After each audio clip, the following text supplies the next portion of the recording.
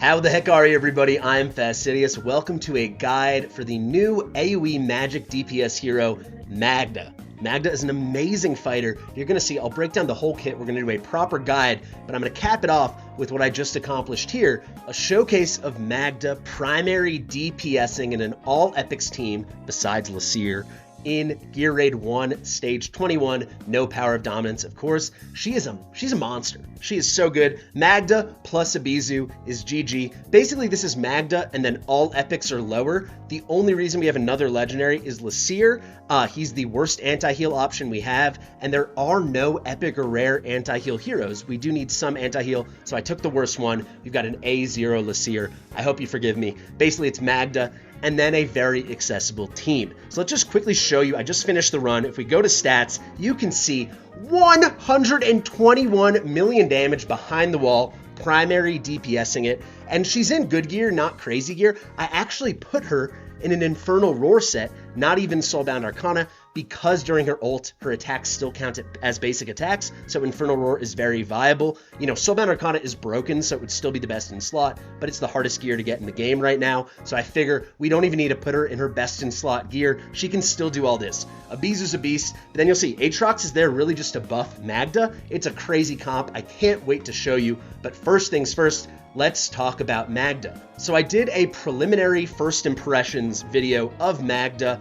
I think it came out about 2 days ago, where I did my first look at her kit. It's very nice. It's nice and simple. She's just an AoE magic DPS beast. Unfortunately, she cannot hit aerial units, but when it comes to these stages where you do need a lot of AoE damage, usually they are just ground units, and she absolutely shines. So I think this is the perfect showcase for her. Without further ado, we've got Blue Zealatu over here. We have to break her down. She is a load of fun. I really hope I pull her tomorrow on Friday. Definitely catch that pulls party, and let me know in the comments if you guys are going to pull for her, especially after seeing her in this showcase. Guys, I can't wait to show you, so let's get into it. Fastidious.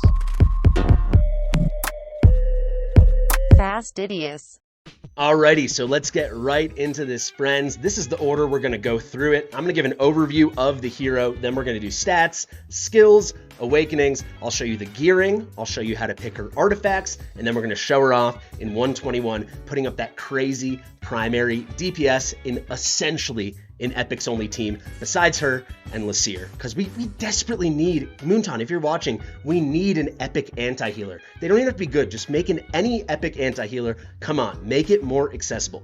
Anyway, overview. Magda, some people don't like her look. I think she looks amazing. You know, it's not as many frills as some of our new heroes, but you know, she's a pretty good looking hero. I think the wings are awesome. I love her hair. The only issue I see, she has horns. She's a cultist. We should mention that. She's a cultist fighter, no dual faction or anything. She's not demon spawn or something that should be an infernal or nightmare. Why does every cool looking female hero in this game now have to have horns? Let's start a movement. Hashtag remove the horns. What do you guys think? Aside from that, I love the corset, boots, everything. She's a cool looking hero. The tail, again, like why does everyone have to be demon spawn in this game? Don't totally understand it, but she's pretty sweet. She's single faction, just a cultist. She actually synergizes really, really well because there aren't many cultist fighters, and cultist is very much about AoE.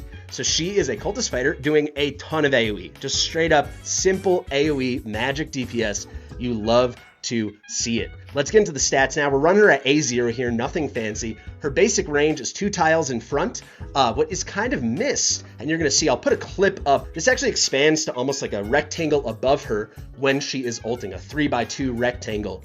And that's kind of lost because it doesn't explicitly say that, but she does expand her ult range. It's not like the big 3x4 rectangle, something like the way Zealatu or Arrogance's ult range fills out, but obviously she has a different basic range to begin with. Essentially, those 2 tiles in front, there's another 2 to the right and another 2 to the left. It works really well, especially for content like you are about to see in Gear Raid 1. She's a multi-target hero. She can hit AoE, area of effect. She can do its base on her basic attack 5, can get a little higher as well. But also she's multi-strike. So as you're going to see when she's ulting, her basic attacks become triple hitters. The damage is significant. When we look at the base attack here, it's at 4308. That's pretty standard for these magic fighters, these magic damage dealing fighters. Valk is like 4100, but she has some attack scaling in her kit. Magda, a little bit more attack, not as much attack scaling as someone like Valkyria. However, she does have some penetration, so she's ignoring magic resistances, so the amount of attack she naturally needs is less. More on that when we get into the skills. Her defense is very, very high for a fighter, so she can actually take some damage. HP is solid. Her cost is a little high at 20. If you get her A1, when you deploy her, you get 5 costs back. So in effect, if you have the cost to work with, she's kind of 15. 2 block, very standard for a fighter. 1.4 second interval, that's not a good representation. That's once I put all this gear on her. You'll see she's got a unique base interval. If you look over here at 2.5 seconds, you know, very often we are seeing these heroes with 2.6. That's very much like a standard for fighters. 2.5, pretty unique. Someone like Arrogance is very fast for what he does at 2.4. She's kind of splitting the difference. Typical crit damage, her rage regen, 0 is the typical, but her rage regen auto at 12, slightly low. The normal range is 12 to 14, so she's on the low end of normal. All in all, very good base stats. You know, for what her kit is, 4308 is a good amount of attack. It works. The HP is nice. The defense is very nice, and the magic res is also very nice. So she's got some tankiness in her. However, typically you're going to put her behind other heroes. That's kind of how her kit works. So now that we know the stats, let's get into the skills. So Magda's skills, let's start with the talent. This talent actually is better than I thought it was on my first impression.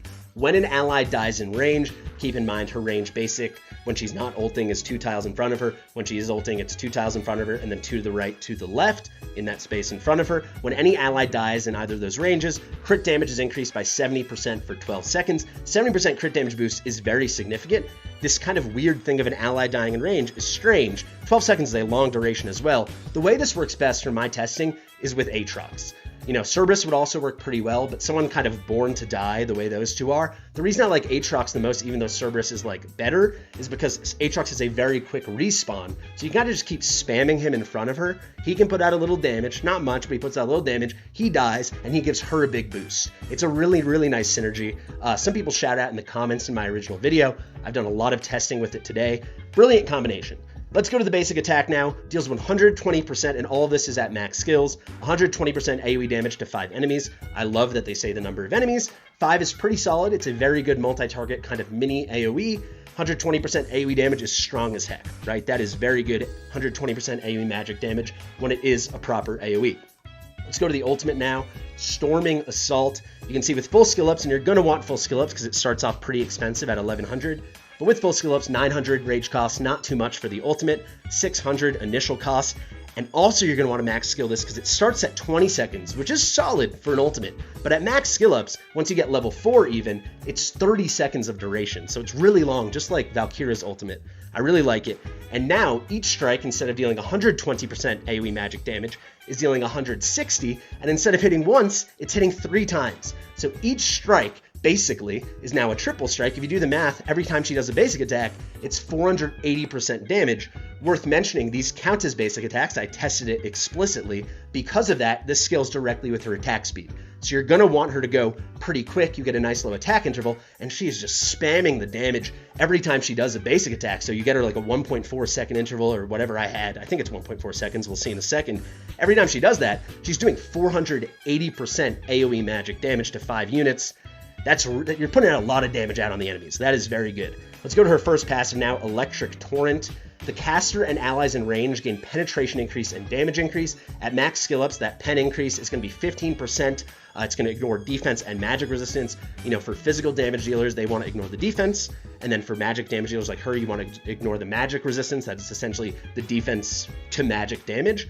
So this basically makes the threshold you need to build attack on her lower because there's less defense she has to take care of and clear when she's dealing her attacks since she's ignoring 15% of the magic res. I hope that makes sense. It's very strong. It also directly buffs who's ever in front of her. So that's very nice. And keep in mind, her range is going to expand during the ultimate, so this can help out more people. And it does. It's very, very cool. And actually, who's going to benefit from this during this? You'll see the way I place a Beso, she can benefit from this, which is very, very cool. Even though Magda can't hit in that range, her range is hitting onto that platform, and a Beso is going to get that boost. And also with max skill ups, you'll get a 20% damage boost for her and all the allies in range as well. Now we've got the final passive. I love this kit. It's a nice, simple kit. Deadly Thrust at max skill ups. Upon triggering the talent or the ultimate, basic attacks knock back enemies. This lasts for 10 seconds. The knockback's pretty cool. I think this makes her a solid GVG hero. I think it's going to make Cultist slightly more meta. I don't think it's going to be like a top team, but she's going to buy you a lot of time, and she does a lot of AoE magic damage. A big issue with her in GVG, I'll just tell you right now, she cannot hit aerial units. Valkyria, is a similar kind of hero with AoE magic damage. Even though it's not listed in Valkyria's kit, when she ults, she can hit aerial units. I don't know why that's a thing, but it is, so that makes her very GVG viable. Magda can't, so that hurts her. Absolutely. All right, on to the Awakenings. Very quickly, we'll check out her Awakenings. At A1, you will see, when deployed, I touched on this earlier, immediately you will restore 5 cost. Solid. It's not the same as just minus 5 cost because you still need 20 cost to deploy her, but on that deploy, you get 5 back. I think it'd be cool if this was a little bit later on. Michael on my Twitch chat, I'm recording this live on twitch.tv/Fastidious_GG. He was like, why not just make it a later Awakening, but it's straight up minus 5 costs? I think I agree with that, but it is nice having this just at A1, so it's pretty accessible. Getting a hero A1 if you play the game for a while is not the hardest thing in the world. A2, very nice, plus 300 attack, pretty standard. Plus 300 is good when she doesn't have the highest base attack in the world. Now A3, after an ally dies in range, attacks 5 more targets for 12 seconds. This should really elevate her. Now she's doing a 10 target enemy AoE as opposed to a 5 target. It doubles it, and if you can time that out really nicely with Aatrox with some good cycling, making sure he dies, pretty brilliant, pretty good. The A4, extra penetration, so now on top of the base 15% she's giving to herself and allies from her passive, she herself will also get another 8%, so she's basically ignoring 23% of all magic res, making that attack she needs even lower, so you can build a little more crit damage on her, she can really start slapping. Finally, A5, during the ultimate, increases her attack speed by 100, I really like this effect, but typically what we've seen with other heroes, this happens at A1. If you look at like Valeria or Silas, both of them have exactly this, that they get an 100 attack speed boost during their ultimate, but they get that at Awaken level 1. Is it worthy of an Awaken 5 on a pretty rare hero? I don't think so. Now to her gearing. You will see, I mentioned this earlier, she is going to be in an Infernal Roar set. Soulbound Arcana will still be her best in slot. However, Infernal Roar is a great choice since during her ultimate, her attacks still count as basic attacks, and she does a lot of them, right? She's doing triple hitters for boosted damage.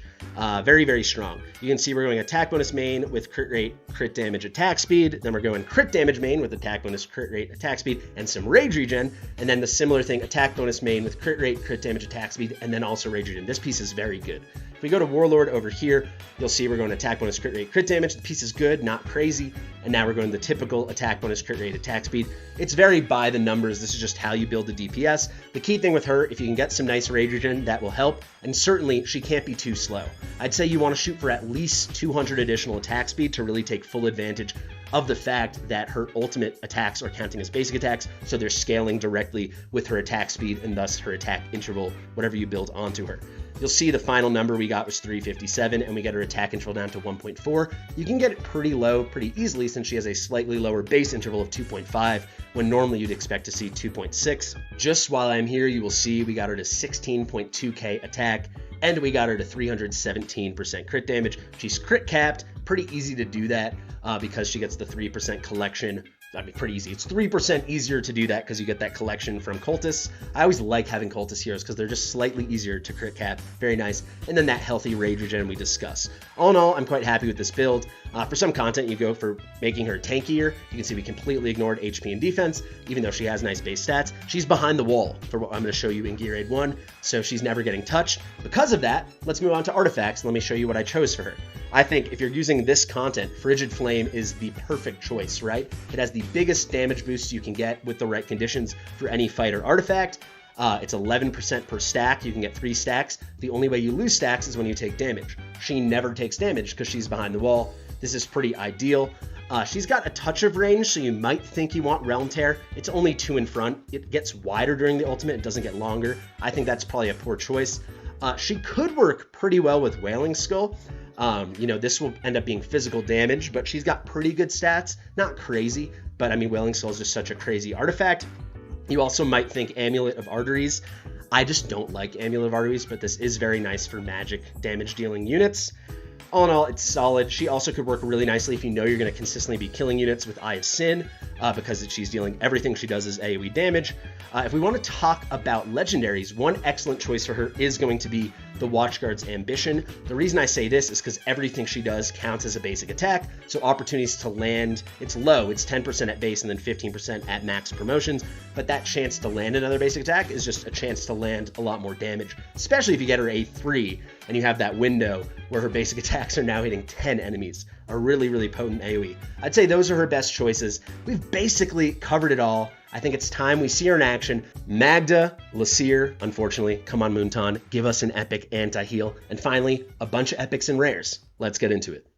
Alrighty guys, time for the good stuff. Let's see this Horned Girl in action. What are we running here? I'll show you everyone else's build towards the end. They're all pretty good builds, nothing crazy.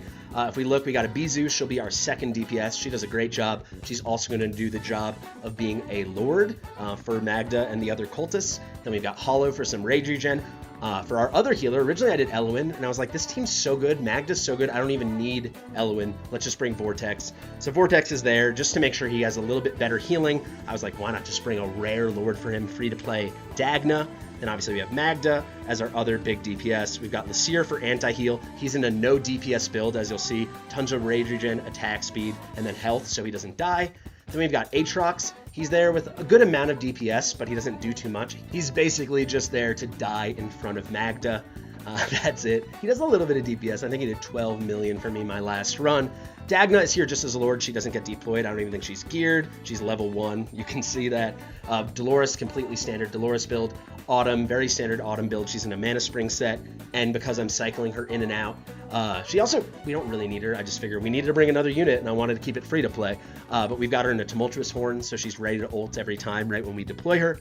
And finally, we got Laurel for some rage cycling, and really for the damage boost. You know, as long as Laurel isn't ulting and someone else ults, that person that ults will get a 20% damage boost, which is very nice for our Magda, very nice for our Abizu. Without further ado, let's get into it, guys. Wish me luck. I'll walk you through the whole thing. We'll do a proper guide here. Hopefully it doesn't take too long, but obviously, you know, it's a tight run. First things first, we're going to place the Girl of the Hour, Magda. Now we're going to get ready. We're going to place Dolores right here. Cool thing with this strategy is we don't have to put anyone really in any key moment in this top left tile, so I don't have to worry about people dying when those Scourges come around with their AoE radiating damage, and sometimes that can like kill Dolores, right? Because Dolores needs to buff Abizu, who's a platformer right here, and Magda right here, this is kind of the perfect spot. We wait. Once Abizu's ready, we'll put her down. Abizu does amazing damage. The issue with Abizu is she's got an auto ult, so you can't really time it out and control it, but it's not the biggest problem in the world. We're going to hold off on the ult until we place Laurel. Now you get to see that damage boost in action. We'll wait one more second, trigger Magda, trigger Dolores, and you'll see on Magda, she's got this over here, 20% damage. It's going to last for 8 seconds. Nice little boost thanks to Laurel. She also has the 15% ignore defense and most importantly, magic res from her passive. Her 15% boost from the passive is actually replaced by the 20% that comes from Laurel. You can wait here, let them get some DPS out. There goes Abizu. We won't be able to take out these two guys on the right, but it's fine. Looks like actually we got one of them, but not two. Let's place Hollow. As soon as we're ready, we're going to ult with Laurel. No reason not to ult with Laurel since we're not going to be doing any DPS right now. If you ult with another unit while Laurel is ulting, you don't get that 20% boost, but we don't need it right now. So perfect time to ult with her, get some rage to everybody else. Let's wait. I'm going to wait till I have close to about 34 costs, because that's when I can deploy Laseer and then immediately Vortex. Let's throw this on 1x here. We can trigger Hollow. Here comes Laseer. 33 seems like a good moment. Here comes Vortex. Vortex is an Invig. That's mostly just because it was a good kind of HP-based healer gear with a lot of speed. But it also will place a buff on Laseer, who's going to do like 2 million damage, but heck, it's better than nothing. There we go. We wait. We're going to sit on everything till these scarier guys come down. Now we're going to wait. We're not going to place Autumn yet, not until we've gotten Aatrox. We're not going to place Aatrox yet because we kind of want him to die and line up with the scarier guys up here when they come. This is a good time for Aatrox. See, he'll start taking a lot of damage. We keep it on 1x for a moment. Now he goes down. Now we can place Autumn. Here comes Magda. Now we go down the line. Unfortunately, Autumn cannot get Magda in her range, and I think that speaks to how powerful Magda actually is. because she puts out so much DPS, even though Abizu's the one benefiting from Autumn with the big crit damage boost, while Magda isn't. And also, Abizu can reach these squares, and Magda can't. Good time, actually, for me to articulate and illustrate Magda's increased range during her ultimate. You can see there's the tile she's on, and then 2 in front, 2 to the right of that, 2 to the left of that. It's very nice extended range. We'll wait. We're going to use Laseer towards the end here so he can land some nice anti-heals. I hate the timing on his ultimate. I just don't like using Laseer that much. But, you know, if I brought Artemis, this wouldn't be such a showcase because he's so strong. And certainly if I brought Demi, it wouldn't be such a powerful showcase. There we go. Now, as soon as Autumn's down, we can pick her up, and now we can get Aatrox back. Hopefully he dies. I don't think he will, but it's all right. He'll put out a little damage, and we can pick him up when we need to. You can see we're handling this very, very nicely. We want to pick these guys off, or at least most of these guys off, and we did before he's able to get some heals out. So there's just 3 stragglers. We're not too concerned about that, though. We'll wait. And we are going to do a quick Laseer ult, so we can hopefully pick off at least 1 or 2 of these guys. They're getting a little bit of heal, but not enough. We wait again. Can trigger Laurel just to try to get everybody ready for the big onslaught that is coming. Can trigger Hollow as well. There we go, some nice damage. We're not too concerned. You can see the wall's in good shape. We're really focusing everything around putting DPS out on the big scary guys. Throw us on 1x because this is where it gets important, gets tight. You can see Laseer gets his rage up really fast because I've got a ton of rage regen and attack speed on him. All right, so this is a good time here when these guys are getting ready to march down at about 30 kills. When they're almost done with their countdown, I'm looking at this guy right above in the same column as Magda. You can get ready to put down Aatrox, and now we're going to time it all out. So we're handling that really nicely. And we're going to wait. We're going to trigger Magda here. Now, as soon as Aatrox drops, we can get Autumn down. Now we're going to trigger Dolores. We're going to trigger Autumn. Get ready. We trigger Hollow. Now we are going to trigger Laseer. Perfect timing with the Forsaken Totem. Now we wait for Abizu to ult. And after that, we pick up Laurel. And we're already going to pick up Autumn because we want to make sure no heals that should be going to Abizu are going to Autumn. So we let that happen. Now here's a nice fun trick, and this was courtesy of Moon Raider earlier on Twitch who was watching me. He said, why not just use Dagna if you're going to do a strat like this and put her in front of Magda, Magda, kind of annoying to say, and let her die right in front. Pretty nice little trick because, hey, that's going to trigger the talent real quick since she has no gear on. Now we can already trigger again with Dolores, and we're just going to get our cycling going. So we'll place Aatrox now right in the middle. We don't really care about the boost as much. I don't know if that counts as in her range if she's not ulting. If anyone does test that, let me know. But regardless, you kind of want him in the middle to get that good AoE. I also don't want him in range of Hollow because I don't want him getting any heals. So kind of important because I've had some runs that get messed up because Abizu dies. But you can see already, let me throw this on 1x, looking pretty good. We're at 48 out of 59 kills. Slightly late with Laseer on the Forsaken Totem, so I'm going to start hammering this ult. They'll get a little bit of healing in, but not too much, so we'll be a-okay. Wait, here comes an Abizu ult lining up with Dolores still ulting, so that's nice. Now we're basically waiting for Magda. Let's see, we got the roll from Dolores. We can trigger Magda. Should get some really nice damage now. Should be really, really good. And you can see we're at over 50 kills now. Things are looking pretty sharp. It's quite a fun little team, if I do say so myself. It's a little bit harder when you don't use Elwyn or something to get those Laseer cyclings. You could put him on the left, you know, but if you maybe would work better. You'd need a nice tanky build on him. He obviously would get a much easier rage time getting boosted from from Hollow, excuse me. So you could put him in this top left corner. We'll trigger Dolores now. We'll get ready with Aatrox, and we're going to do a quick trigger on Laseer.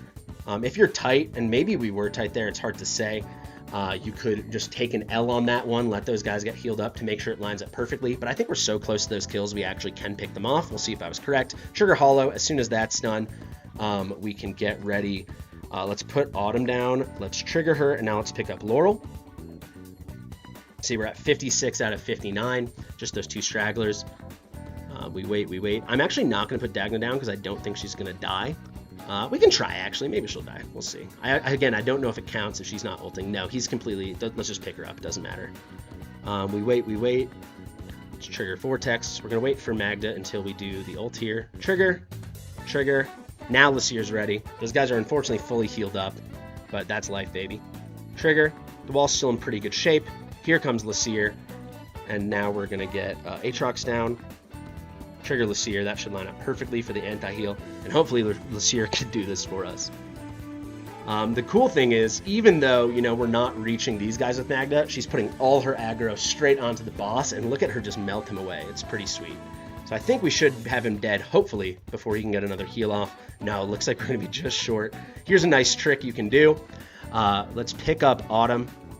Actually, pick up Aatrox. And let's get Laseer nice and early just by doing Laurel. Let's get those anti-heals when we really need them. So we'll get that going. Now we'll do Vortex, and now we should be good to go in the clear.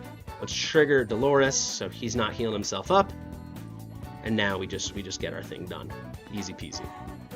Wait for Magda's ult. Those triple hitters should get it done. Nice little lineup with Dolores. Down goes the boss. One left. Come on, Abizu. Magda can't reach. Not a huge problem. We wait. No more healing coming, obviously. The boss is down, so we're good to go. Just get Aatrox down there. He'll do a little bit of damage as well. Trigger. GG's in the chat. You can see it's not the most conventional of comps, but boy, does it work. Magda really is a superstar for this. This is 121, and you saw the gear's good. It's not crazy. Just a nice solid build. So let's check those stats on this run. You can see slightly closer, maybe because of the way it lined up with those extra stragglers on the right that only Abizu could hit. But Magda coming in at nearly 110 million, 107.991k, 107,991k, aka 107.99 million. Amazing stuff. 97.6 million for Abizu. Not very much out of Aatrox this time, 4.6. Like I said, Laseer's just tickling. You'll see that build in a second. And there you have it, a cool little build. I love Magda. I really hope I can snag a copy tomorrow. Let me know, again, if you guys think you're going to pull for her or if you're excited to try to get her. Let me just break you through. Let me break down the remaining builds. We're going to go really quick here because I didn't want this video being too long. I'll reiterate, you can see POD is, of course, disabled. We will hop in. Let's go right down the list. So Abizu is an Soulbound Arcana. This is by a mile her best in slot. Decent amount of attack speed. She's crit capped. This comes out to 98.5, but obviously she gets the 3% collection bonus from being a cultist. Attack at 12.8, not too high, but that's where Dolores comes in. 2.0 second interval, 351 crit damage. This is a pretty solid build, but Magda still outdid her. You know, pretty cool. Even though I know she's an epic, but she's a very good epic AoE mage, and we've got the fighter outdoing it. She's in a maxed out Taught, aka Tier of Twilight, max skilled, and A5. Let's keep going. Very, very typical build here. No ancients or anything for Hollow. Just going for high attack, good amount of rage regen, and nice attack speed. I'll show you those stats quickly. You can get away with a lot worse, but maybe you'll need a touch of tankiness on Abizu then. She is going to be in a Euphoric Orb. While I'm here, I'll just show you Vortex. He's in Elysian Epitaph.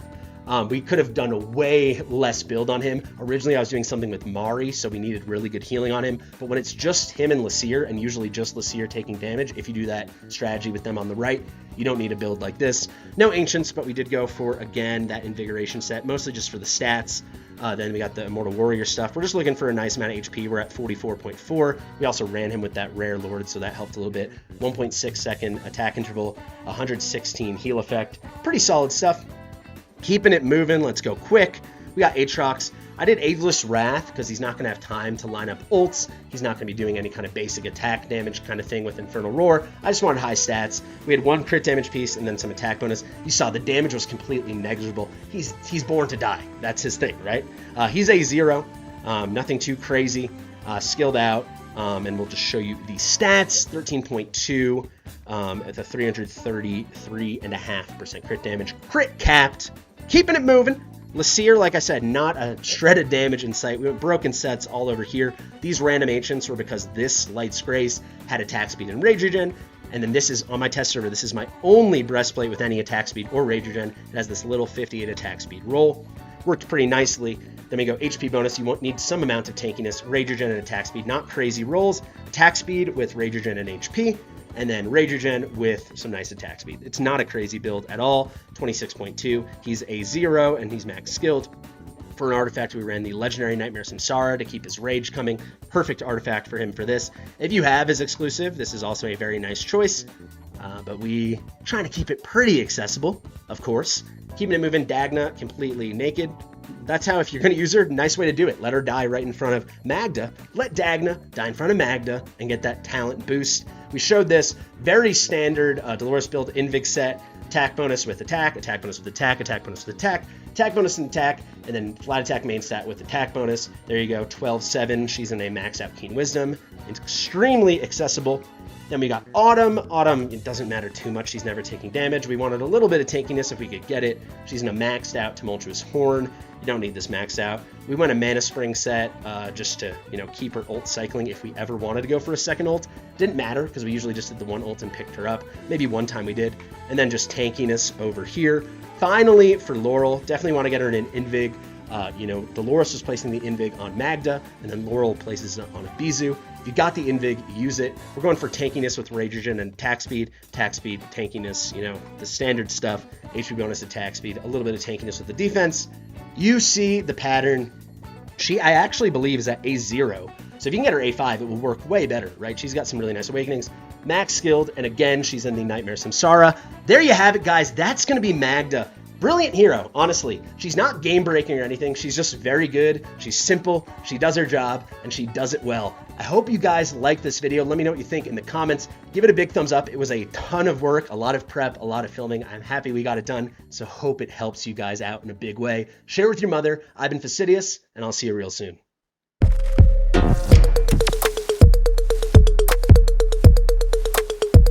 Fastidious.